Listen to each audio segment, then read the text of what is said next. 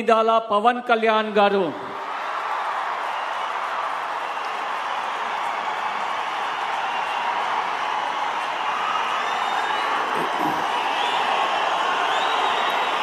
నేను కొణిదెల పవన్ కళ్యాణ్ అనే నేను శాసనం ద్వారా నిర్మితమైన భారత రాజ్యాంగం పట్ల నిజమైన విశ్వాసం విధేయత చూపుతానని, భారతదేశ సార్వభౌమాధికారాన్ని సమగ్రతని కాపాడుతానని, ఆంధ్రప్రదేశ్ రాష్ట్ర మంత్రిగా నా కర్తవ్యాలను శ్రద్ధతో అంతఃకరణ శుద్ధితో నిర్వహిస్తానని, భయం గాని పక్షపాతం గాని